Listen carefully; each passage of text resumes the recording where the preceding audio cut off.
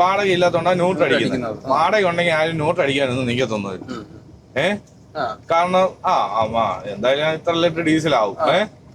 ഇത്ര രൂപ ബാലൻസ് ഉണ്ട്. 2 ട്രിപ്പ് ഈ മാസം CC സേഫ്റ്റി ആയിട്ട് പോവാം എന്ന് പറയും.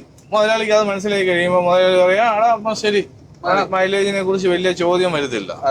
ഈ ശമ്പളം പോലും കൊടുക്കാൻ പറ്റാത്ത അവസ്ഥ വരുമ്പോഴാണല്ലോ ഈ ഡ്രൈവർമാരുമായിട്ടും അല്ലെങ്കിൽ ജോലിക്കാരുമായിട്ട് മുതലാളിമാര് പ്രശ്നങ്ങൾ ഉണ്ടാകുന്നത്. അപ്പൊ ഇവർക്ക് നമ്മുടെ ഈ ഡ്രൈവർക്ക് ശമ്പളം കിട്ടാൻ വേണ്ടി മാത്രം ന്യൂട്രൽ അടിക്കുന്നുണ്ട് അല്ലേ? ഉണ്ട്, ഇല്ലെന്ന് പറയാൻ പറ്റത്തില്ല. കേരളത്തിൽ അതില്ല. കേരളത്തിൽ ഏതെങ്കിലും മുതലാളിയാണെങ്കിലും ഒരാൾ ജോലി ചെയ്തിട്ട് വന്നിട്ട് കൊടുക്കാൻ കാശില്ല, വണ്ടി ഓടി വന്നിട്ട് കൊടുക്കാൻ കാശില്ലെങ്കിലും കടം മേടിച്ചാന്നേലും കൊടുത്തു വിടും. പക്ഷെ ഇവിടെ അങ്ങനൊന്നും ഇല്ലല്ലോ.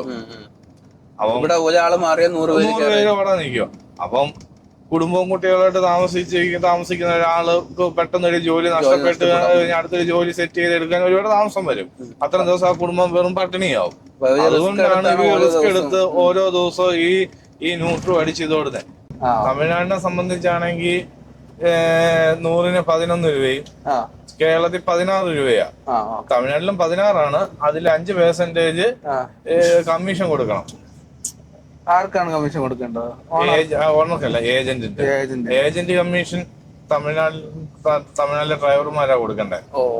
അതുകൊണ്ടല്ലേ അവര് ഇത്രയും കടന്ന് ഈ ന്യൂട്രൽ അടിച്ച് വണ്ടി ഓടിക്കുന്നത്. ഇപ്പോഴത്തെ കാര്യങ്ങളൊക്കെ മനസ്സിലാവുന്നു. എന്തുകൊണ്ട് ഈ മൈലേജ് നോക്കുന്നേ? ഇതിനകത്തു നിന്നുള്ള വരുമാനം കുറവായതിന്, വാടക കുറവായതുകൊണ്ടാണല്ലോ മൈലേജ് കൂട്ടാൻ നോക്കുന്നത്. ഈ ന്യൂട്രൽ അടിച്ച് എത്രയോ ആളുകൾ മരിച്ചിട്ടുണ്ട്. ഡ്രൈവർമാര് മരിച്ചിട്ടുണ്ട്, മറ്റു വണ്ടി മുന്നിൽ പോകുന്ന വണ്ടിക്കാര് മരിച്ചിട്ടുണ്ട്.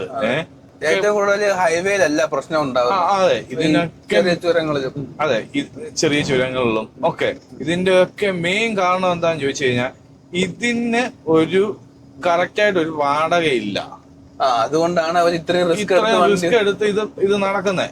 അല്ലെങ്കിൽ ഇത് കിലോമീറ്ററിന് ഇത്ര രൂപ, ആർക്കും അങ്ങോട്ടും ഇങ്ങോട്ടും നഷ്ടമില്ലാത്ത രീതിയിൽ കിലോമീറ്ററിന് ഇത്ര രൂപ എന്ന് ചോദിച്ചാൽ എല്ലാവരുടെ കയ്യിലും മാപ്പുണ്ട്.